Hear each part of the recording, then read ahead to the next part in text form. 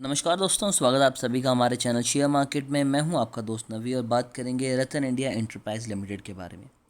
देखिए, वीडियो थोड़ी सी लंबी बन सकती है, लेकिन आज आपके सभी क्वेश्चंस के पूरे आंसर देने की कोशिश करेंगे। कल की बात करें तो स्टॉक ने ज़बरदस्त 20% का अपर सर्किट दिखाया। आज भी स्टार्टिंग में जो 3-3.5% की तेज़ी थी, उसके बाद गिरावट भी आई। वो क्या कारण थे, क्या क्या हो सकते हैं, कंपनी में इन्वेस्टमेंट करें, फंडामेंटल ऐसे हैं, और सबसे इंपॉर्टेंट कंपनी काम क्या करती है। काफ़ी ज़्यादा लोगों की यहाँ पर क्वेरी है कि कंपनी काम क्या करती है। उन्हें लगता है कि कंपनी रिवोल्ट जो इलेक्ट्रॉनिक व्हीकल है वो बनाती है, ड्रोन बनाती है। तो ऐसा कुछ भी नहीं है, बहुत सी चीज़ें हैं तो जो लोगों को नहीं पता। तो हमारी कोशिश होगी कि उन्हीं चीज़ों को कवर करें।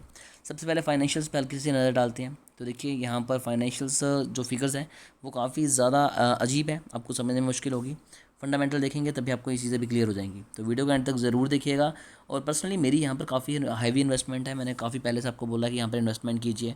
पिछले 5 दिनों में 12 से 13% की तेज़ी है, एक मंथ में 13 से 14% की तेज़ी है, 6 मंथ में 11% के पॉजिटिव रिटर्न निकाल के दिए हैं स्टॉक ने। पिछले एक साल में 4% के पॉजिटिव रिटर्न है, और नेक्स्ट चार्ट आप यहाँ पर देख सकते हैं कि 490% के पॉजिटिव रिटर्न स्टॉक ने निकाल के दिए। अब अगर फंडामेंटल के ऊपर नज़र डालते हैं, सबसे पहले बात करेंगे कि about us. Ratan India Enterprises Limited is active in a wide range of business activity inter alia from software, legal, financial, human resources, and consultancy to supply manpower, skilled, semi-skilled, and unskilled software design, development, and implementation of payment system and gateway etc. तो यहाँ पर देखिए, रतन India enterprise की बात हो रही है। यहाँ पर कंपनी ने कहीं पर भी ये मैन्युफैक्चर नहीं किया है कि हम स्पेशली मेंशन नहीं किया कि हम स्पेशली मैन्युफैक्चर करते हैं इलेक्ट्रॉनिक व्हीकल, जबकि कंपनी का अगर एक अच्छा खासा रेवेन्यू वहाँ से आता है तो कंपनी ने डेफिनेटली चीज़ मेंशन करनी थी। अब अगर रीड मोर करते हैं, देखिए कि associate company Ratan India is the associate company and hold 23.9 stake in it. Ratan India power is engaged in the generation and supply of thermal power. यहाँ पर बात हो रही है जो रतन इंडिया पावर है उसके बारे में। रेवेन्यू की बात करते हैं, the company did not generate any revenue from it operation till March 2021. In June 2021, the core decided to pursue the business to manpower, human resources, supply and consultancy, payroll, management services and other related activity. तो इससे पहले बताएं तो company के पास revenue generate नहीं हो रहा था, इसलिए कंपनी ने अपना जो कोर बिजनेस है उसे चेंज कर दिया और उसने अपने पोर्टफोलियो को डिवर्सिफाइड कर दिया। यानी एक से दो, तीन, चार और बिजनेसेस में पैसा भी इन्वेस्ट किया जहाँ से इन्हें प्रॉफिट आने लग पड़ा। The company has decided to enter the fintech business and the business of providing manpower in the form of skilled, semi-skilled and unskilled employee. तो कंपनी जो है वो वर्कर एम्प्लॉय भी प्रोवाइड करती है and work related to the technical services of और services of other nature and also planning to provide consultancy services. तो अगर आपने यहाँ पर पैसा वगैरह लगाना है तो भी कंपनी आपकी हेल्प करती है। लीगल जो एक्शंस होते हैं वहाँ पर भी कंपनी हेल्प करती है। तो उसके बाद बात करते हैं फंड रेज के बारे में। The company is planning to raise up to 600 crore through quality institution placement. तो इंस्टीट्यूशन प्लेसमेंट के थ्रू कंपनी 600 करोड़ रेज करने के बारे में बात कर रही है for a into e vehicle business. The company is a April 2021 signed an agreement with the Revolt Intercorp Private Limited for acquire 33.3% stake in 99.4 crore and additional 10% stake upon conversion of the share warrant for a payment of 50 crore. ये चीज़ आपको यहाँ पर बड़ी ही clearly समझनी चाहिए कि company revolt को on नहीं करती, इनकी इन्वेस्टमेंट है वहाँ पर 33.3% स्टेक की। तो डेफिनेटली एक अच्छी खासी होल्डिंग ये लेके बैठे हुए हैं रिवोल्ट में, लेकिन कंपनी ऑन नहीं करती, ये वहाँ पर इन्वेस्टर है। और जब आपको लास्ट क्वार्टर में इतने अच्छे प्रॉफिट शो हुए थे तो उसमें जो प्रॉफिट था 500 कुछ करोड़ का, वो अदर इनकम से आया हुआ था। और अदर इनकम का मेन बेनिफिट ये था कि कंपनी की इन्वेस्टमेंट से वो पैसा आया हुआ था। अगर आपने मेरी पुरानी वीडियो देखी हो तो मैंने वो सभी चीज़ें आपको कवर करके बताई थी।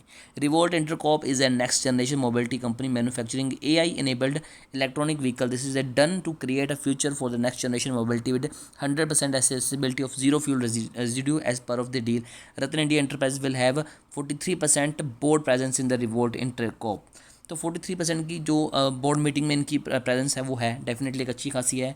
कंपनी प्रॉफिट कर रही है, इनको भी प्रॉफिट होगा आगे जाके, शायद ये अपनी होल्डिंग को इंक्रीज़ कर दें, बट स्टिल ये कंपनी को मेनली ऑन नहीं करते, मेजॉरिटी ऑफ स्टेक इनके पास नहीं है। आगे बताया गया है change in the K M P mister Vikas Kumar Adhugya resign from CEO। तो ये कुछ ज़्यादा मेन चीज़ें नहीं है कि चेंज ऑफ द नेम, नाम वगैरह चेंज किए थे इन्होंने, वो सभी हमारे मतलब की चीज़ें नहीं है। मेन चीज़ ये है कि हम जहाँ से पैसा कमा सकते हैं वो क्या क्या चीज़ें होंगी और उनका फ़ायदा कैसे उठाएंगे। Investment in subsidies. The company has provided an investment of 350 crore. अगर आपने पुरानी वीडियो देखी हो तभी मैंने आपको बताया था कि कंपनी ने 350 करोड़ की इन्वेस्टमेंट की है और 100% सब्सिडरी ऑन कर ली है कोकोबोला रिटेल जो प्राइस है कंपनी है उनके बारे में। तो अगर आपने इंटरनेट पर कभी कुछ सर्च करा हो तो डेफिनेटली आपने कोकोबोला का नाम सुना ही होगा। तो वहाँ पर भी इनकी इन्वेस्टमेंट है।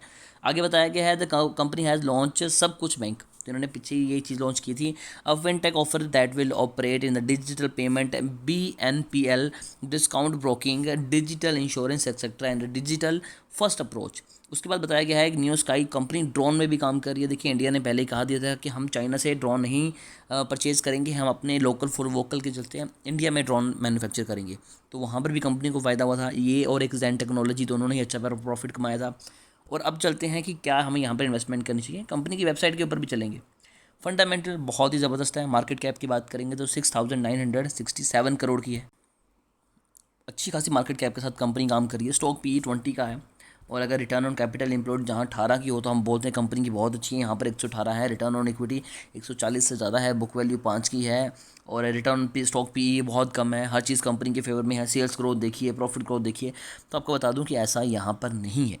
बहुत सी चीज़ें हैं जो यहाँ पर मैनिपुलेट होकर हमारे सामने आती हैं। उसके पीछे रीज़न ये है कि कंपनी का जैसे लास्ट क्वार्टर में अदर इनकम इतनी इंक्रीज़ हो गई थी, तो कंपनी का जो EPS है वो भी इंक्रीज़ होना था। हर चीज़ कंपनी के फेवर में आई।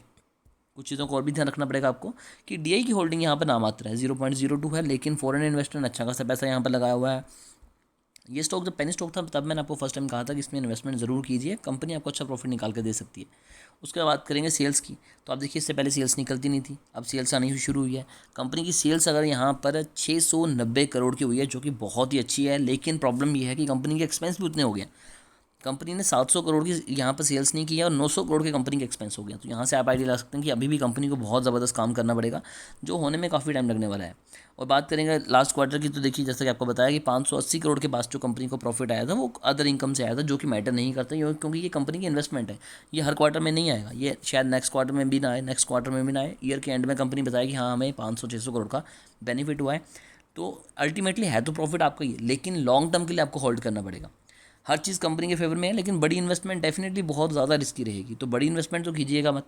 फिर भी अगर आपकी कोई क्वेरी है, कोई क्वेश्चन है, तो कमेंट कीजिए। हमारी कोशिश होगी कि आपको अच्छी एडवाइस दें। अभी भी अगर मुझे लगता नहीं है कि मैंने कोई पॉइंट छोड़ा है, फिर भी अगर आपकी कोई क्वेरी रहती है और आप खुद देखना चाहते हैं तो एक बार इनकी वेबसाइट ज़रूर विजिट कीजिए। आपकी काफ़ी ज़्यादा यहाँ पर प्रॉब्लम्स हैं वो सॉर्ट आउट करने की कोशिश करेंगे। देखिए जैसा कि कंपनी ने बताया कि consolidated Q4 financial year 2022 profit 565 crore. तो ये प्रॉफिट जो था वो अदर इनकम की वजह से था। कंपनी की इन्वेस्टमेंट कहाँ है? कोकोबोला में है, सब कुछ बैंक में है, न्यू स्काई में है, रिवोल्ट में है। तो यहाँ पर कंपनी ने अच्छा खासा इन्वेस्टमेंट करके पैसा कमाना लिया हुआ है। तो अल्टीमेटली कंपनी पैसा कमाएगी तो आप भी कमाओगे। फिर भी इसके बावजूद अगर आपको क्वारी रहती है तो कमेंट कीजिए। अभी के लिए दोस्तों इतना ही।